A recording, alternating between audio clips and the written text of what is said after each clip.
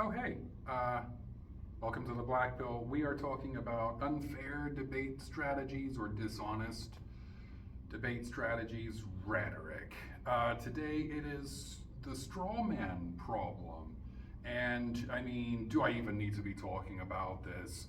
Everyone else in the known universe has talked about it, but it's foundational to some of the other debate tactics we're going to talk about.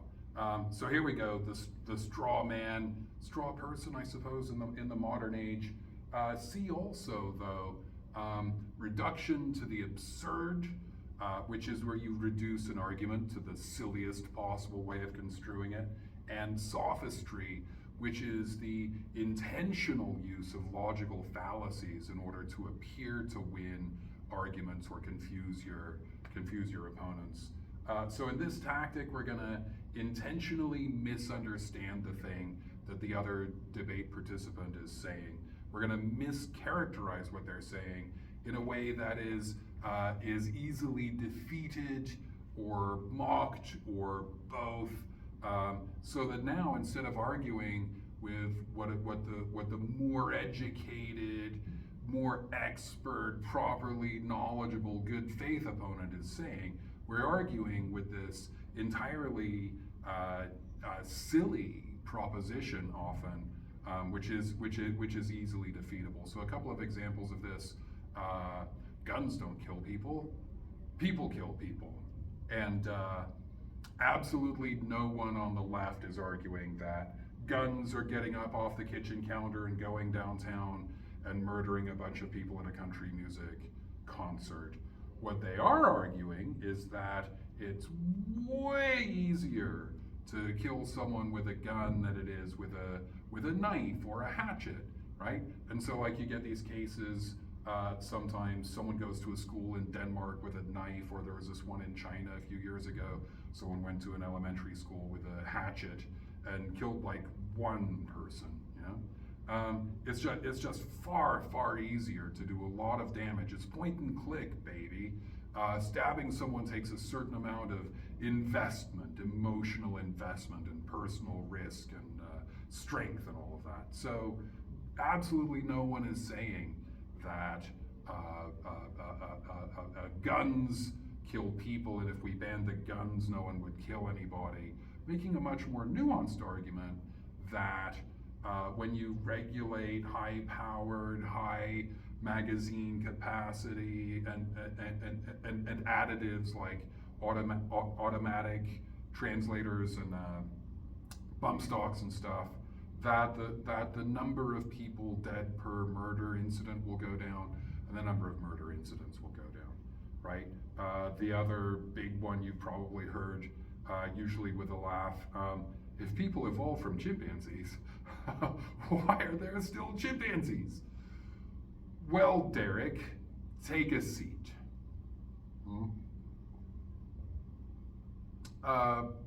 Well, because people didn't evolve from chimpanzees. See?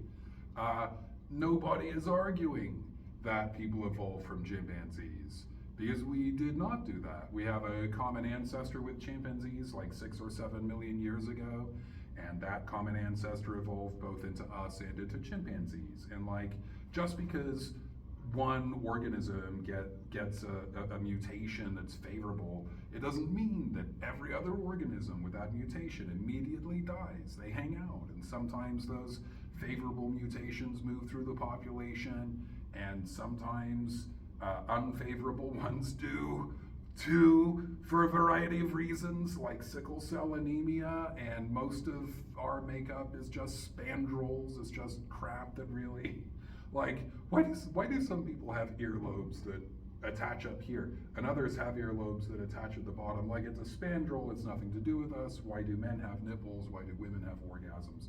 Spandrels. All right? And no judgment about that. Go forth and enjoy your male nipples and female orgasms. Just spandrels, you know. But as I was saying in the previous segment, it can take a lot of information to debunk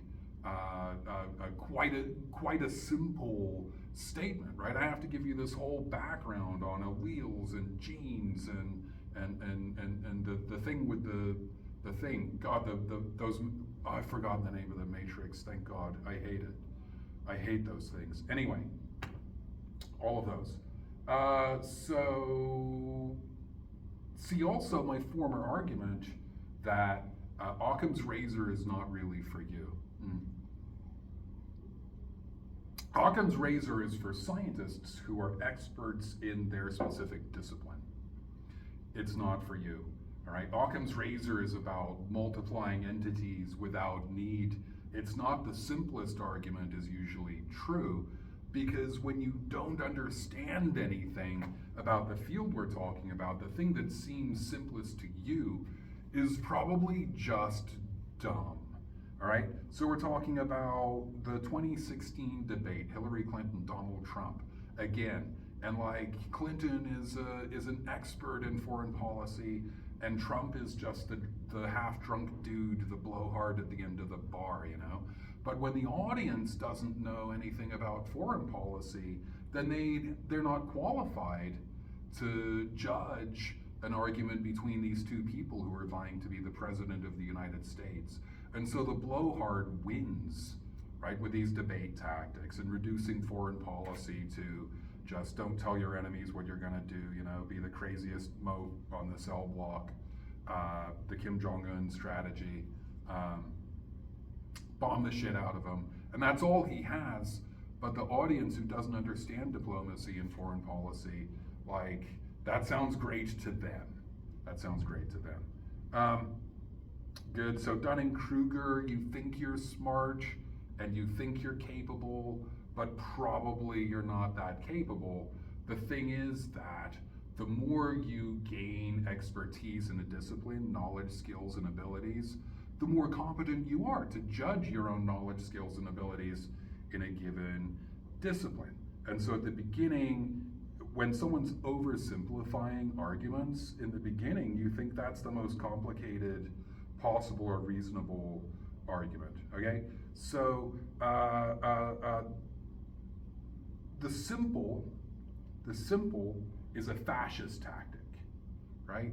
Saying it's just that simple is a fascist tactic. Almost nothing is ever just that simple, okay? If they didn't want their children taken away at the border, they shouldn't have brought them here. It's just that simple. Hang on a second, like, how have generations of American foreign policy upset the economies of South American countries? What's going on there that's worse than this? Did they know this would happen? Were they sold a bill of goods by coyotes, you know? It's not just that simple. It's very complex, actually. And if you could understand the complexities, then you'd see there's some ambiguity. There's some gray area. There's some nuance about this. And strawmanning does away with nuance in favor of it's just that simple, right? All this talk about evolution, it's just that these guys want us to believe that something.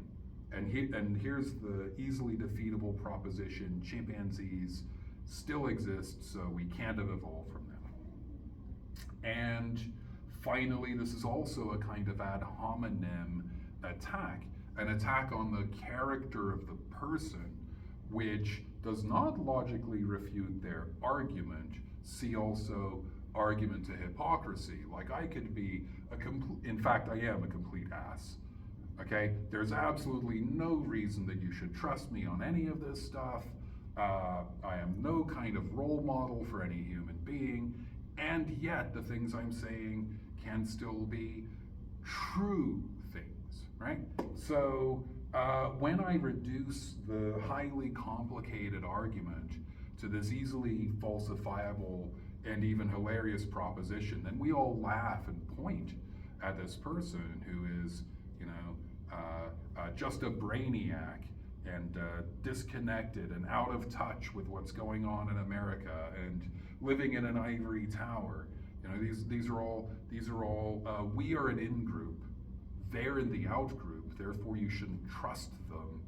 And it might be true. My tower might indeed be somewhat ivory. Does that mean I'm wrong? Well, you'd have to evaluate my propositions on the bases of those propositions. You'd have to try and understand the complexity and the nuance and the decades and centuries sometimes of science behind the things that we're that we're putting forth. And the straw man doesn't do that. The straw man is a kind of distraction, a magician's technique, you know? So we're gonna put the lady in the box, and then we're gonna jam swords into the box, and you don't realize that she just stepped out of the box and has gone down in a trapdoor. She's gonna come up the stairs over there in a minute. We're jamming swords in there and we're destroying this proposition, but actually the box is empty. There's nothing, right? There's nothing in there. So I'm gonna throw a balloon. I'm gonna throw a handkerchief over this mug, right? But as I'm throwing the handkerchief over, I've replaced the mug with my hand, and so it takes the same form. And you think the mug is in there, and then I destroy it in some way. I set it on fire, burn it up, and it's gone. But look, the mug is still here, and this is my original proposition. You know, this is the good faith debater's original proposition is still around. You've destroyed something that's illusory. It's the illusion of winning. But that's what rhetoric is. Rhetoric is convincing people, right, of your proposition using stuff other than, you know, scientific method and logic and reason, hacking minds and hacking group behavior so that you appear to have won because more people agree with you and they cheer the loudest. But does how loud people cheer have anything to do with the truthfulness of a proposition? I think you'll find that it doesn't. So that's been straw manning. I'll be back at you with another bad faith debate tactic presently. Black Bill out.